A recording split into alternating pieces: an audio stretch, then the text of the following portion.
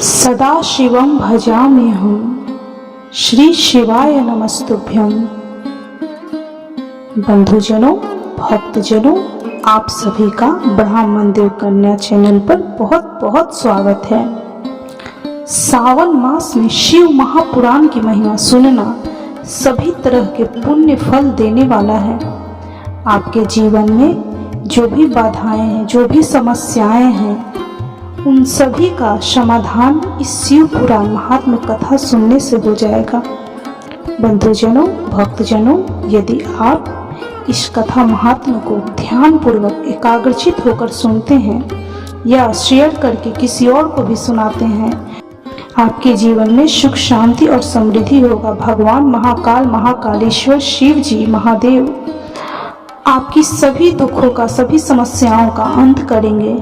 तो भक्तजनों, बंधुजनों, चलिए शिव महापुराण की कथा शुरू करते हैं। आज हम शिव महापुराण के श्री रुद्र संहिता तीसरे खंड का 14वां अध्याय का श्रवण करेंगे। तो बोलिए ओम नमः शिवाय, ओम नमः शिवाय, ओम नमः शिवाय। इस अध्याय में हम वज्रांग का जन्म एवं पुत्र प्राप्ति का वर मांगने की कथा सुनेंगे। नारद जी कहने लगे, ब्रह्मा जी, तारकासुर कौन था जिसने देवताओं को भी पीड़ित किया, उन्हें स्वर्ग से निष्कासित कर दिया और स्वर्ग पर अपना एकाधिकार स्थापित कर लिया? कृपया मुझे इसके विषय में बताइए।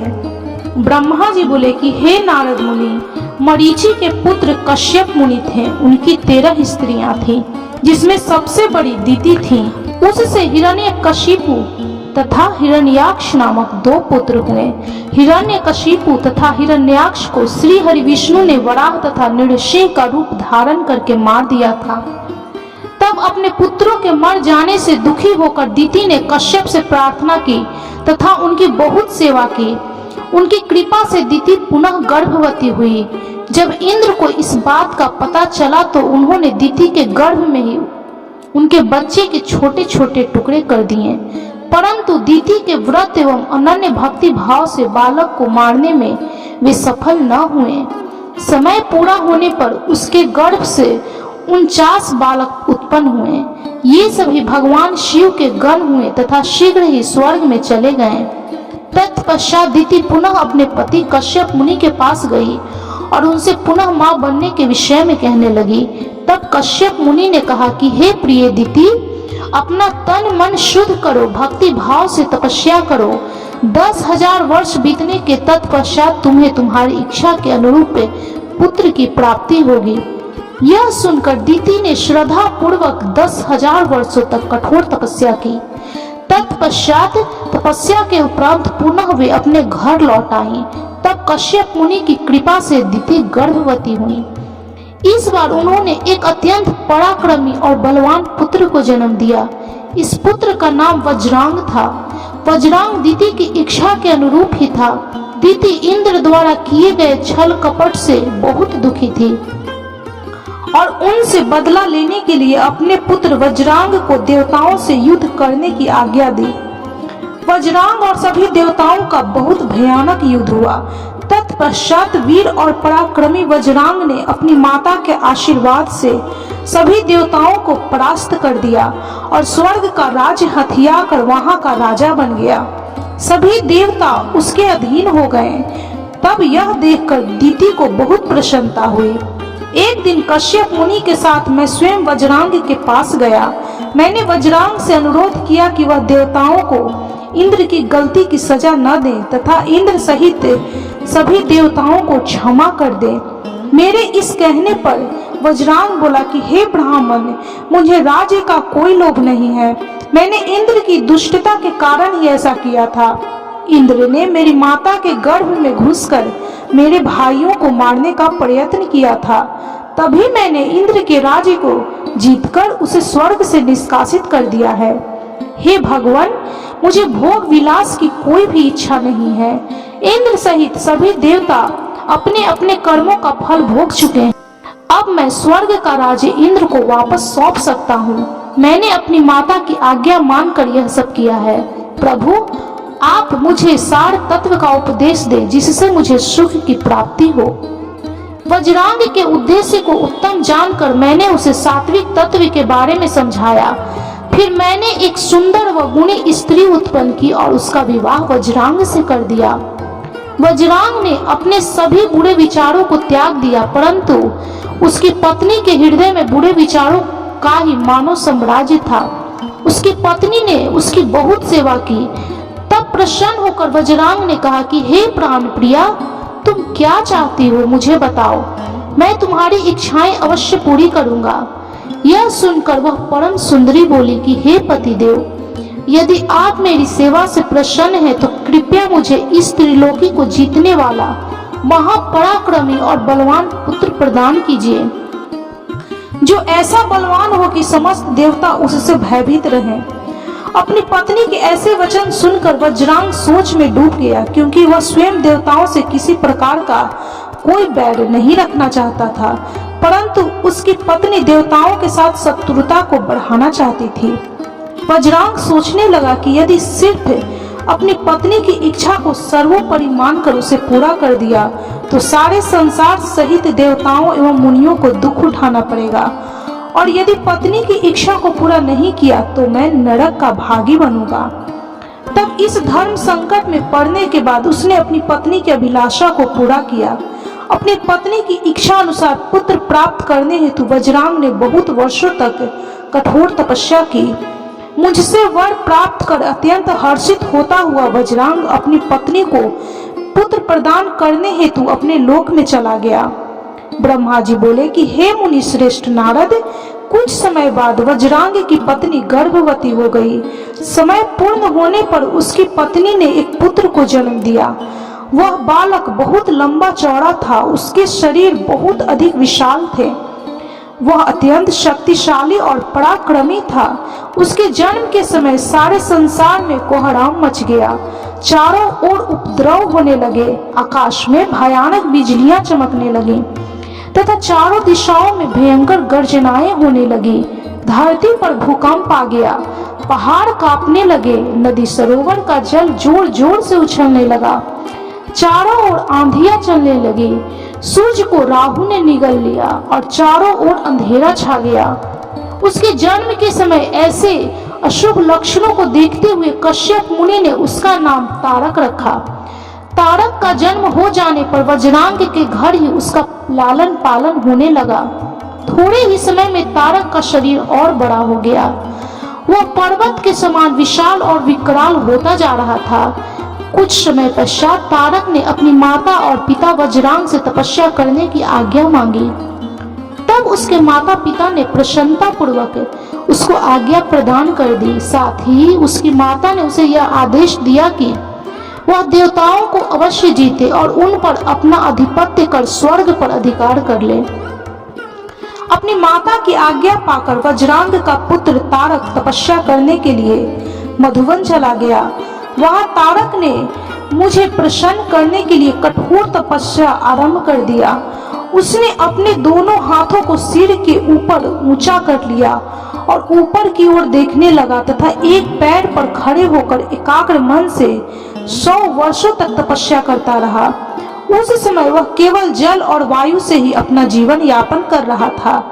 तत्पश्चात उसने 100 वर्ष जल में, 100 वर्ष थल में, 100 वर्ष अग्नि में रहकर कठिन तप करके मुझे प्रसन्न करने का प्रयत्न किया। फिर 100 वर्ष पृथ्वी पर हथेली धारण करके, 100 वर्ष वृक्ष की शाखा पकड़कर तथा अनेकों प्रकार के दुख सह सह कर वह तप करता रहा। इस तपस्या के प्रभाव से उसके शरीर से तेज निकलने लगा, जिससे देवलोक जलने लगा। यह देखकर सभी देवता घबरा गए। फिर मैं स्वयं तारकासुर के पास वरदान देने के लिए गया। मैंने तारकासुर से कहा कि हे तारक, मैं तुम्हारी इस दुस्सह तपस्या से बहुत प्रसन्न हूँ। तुमने इस कठोर तप करके मुझे प्रसन्न किया है। तुम्हारा इसके पीछे क्या प्रयोजन है? निसंकोच मुझे बताओ। मैं तुम्हें तुम्हारा मनोवांछित फल अवश्य प्रदान करूंगा। तुम अपनी इच्छा अनुसार वर मांगो। ब्रह्मा जी के इन वचनों को सुनकर तारकासुर उनकी स्तुति करने लगा। तत्पश्चात वह बोला कि हे विधाता, हे ब्रह्मा जी, अगर आप मेरी तपस्या से प्रसन्न होकर मुझे वरदान देना चाहते हैं तो प्रभु मुझे पहला वर यह दे कि आपके द्वारा बनाई गई इस सृष्टि में मेरे समान कोई भी तेजवान और बलवान न हो। दूसरा वर यह दे कि मैं अमर हो जाऊं, अर्थात कभी भी मृत्यु को प्राप्त न हो।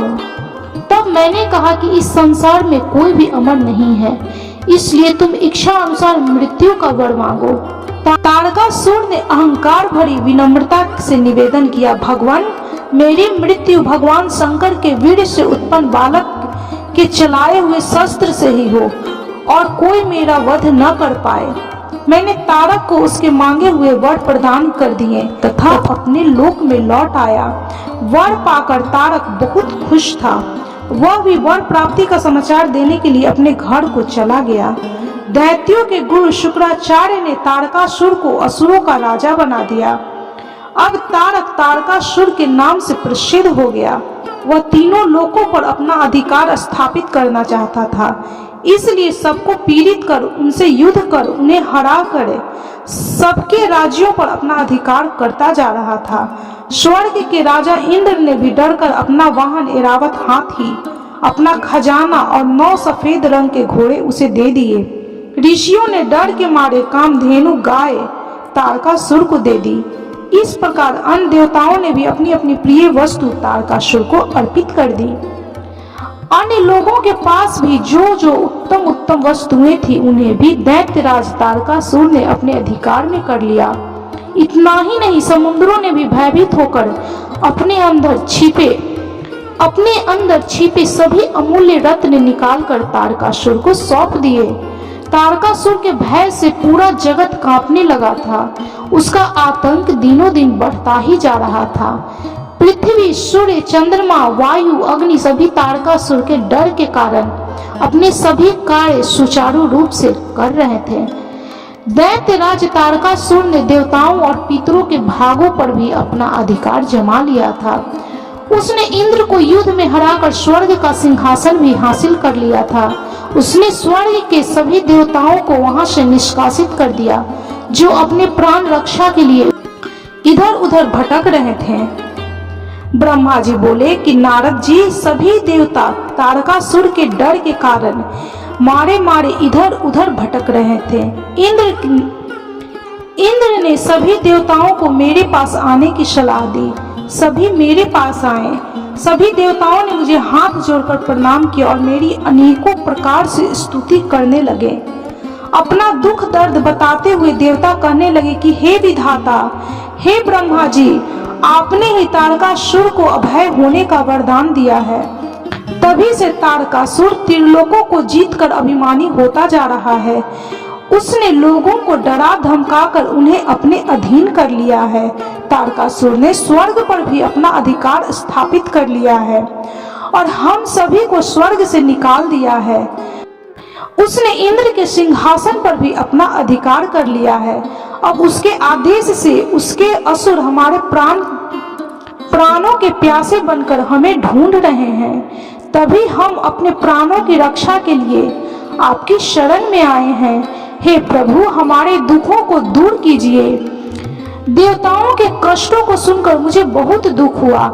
मैंने उन्हें सांत्वना देते हुए कहा, मैं इस संबंध में कुछ भी नहीं कर सकता, क्योंकि तारकासुर के घोर तप से प्रसन्न होकर ही मैंने उसे अतुल्य बलशाली होने का वर प्रदान किया था। परंतु उसने मद्दंग होकर सभी देवताओं और मनुष्यों को प्रताड़ित किया है और उसकी संपत्तियों पर जबरदस्ती अपना अधिकार कर लिया है। इसलिए अब आप सभी इस बात से निश्चिंत रहिए कि एक दिन तारकासुर का विनाश अवश्य ही होगा।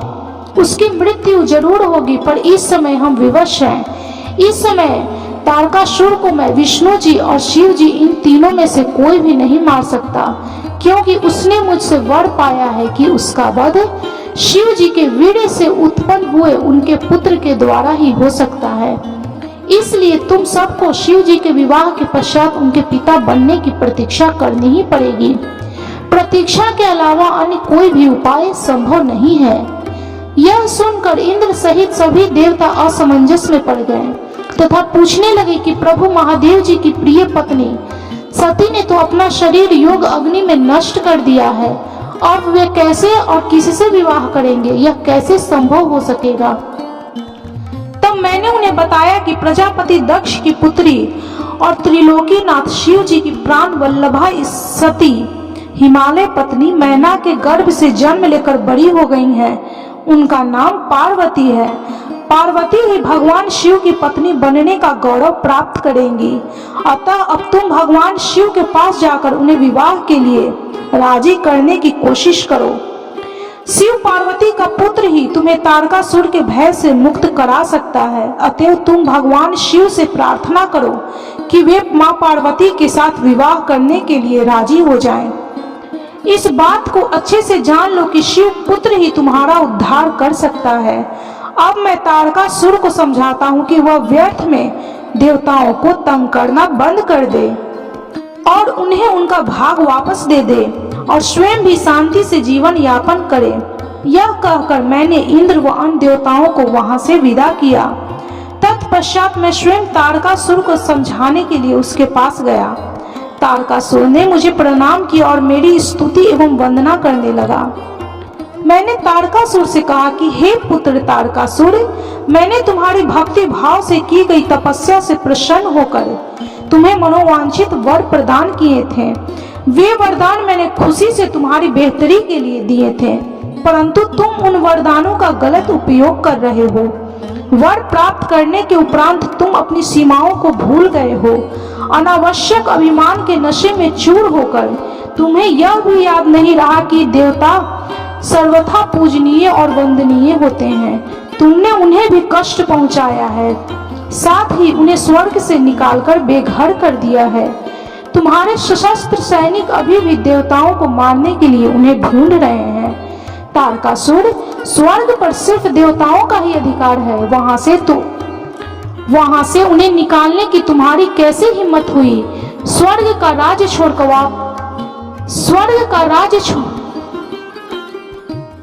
तारकासुर, स्वर्ग पर सिर्फ देवताओं का ही अधिकार है। वहां से उन्हें निकालने की तुम्हारी कैसे हिम्मत हुई। स्वर्ग का राज्य छोड़कर वापस पृथ्वी पर लौट जाओ और वहीं पर शासन करो, यह मेरी आज्ञा है। तारकासुर को यह आदेश देकर मैं वहां से लौट आया। तत्पश्चात तारकासुर ने मेरी बात का सम्मान करते हुए स्वर्ग का राज्य छोड़ दिया। वह पृथ्वी पर आकर शोणित नामक एक नगर पर शासन करने लगा। मेरी आज्ञा को पाकर देवताओं सहित देवेंद्र स्वर्ग लोक को चले गए और पुनः पूर्व की भांति स्वर्ग पर शासन करने लगे। इस तरह शिव महापुराण के श्री रुद्र संहिता तृतीय खंड का 16वें अध्याय तक की कथा संपन्न हुई। तो बोलिए ओम नमः शिवाय, ओम नमः शिवाय, ओम नमः शिवाय। कर्पूर गौरम करुणावतारम संसार सारम भुजगेंद्रहारम सदा वसंतम हृदयारविंदे भवम भवानी सहितम नमामि। आप भी इस शिव भक्ति की कथा अवश्य सुने। इस कथा को सुनने से आपके मन की जो भी मनोरथें होंगी भगवान पूर्ण करेंगे। आपके जीवन की सभी समस्याओं का भगवान शिव महाकालेश्वर समाधान करेंगे। तो बोलिए कर्पूर गौरम करुणावतारम संसार सारम भुजगेंद्रहारम सदा वसंतम हृदयारविंदे भवम भवानी सहितम नमामि। ओम नमः शिवाय, ओम नमः शिवाय, ओम नमः शिवाय। भक्तजनों, बंधुजनों, यदि आपको शिव महापुराण की यह कथा अच्छी लगी हो तो कृपया वीडियो को लाइक, शेयर और सब्सक्राइब जरूर करें और कमेंट में हर हर महादेव, ओम नमः शिवाय, जय महाकाल जरूर लिखें।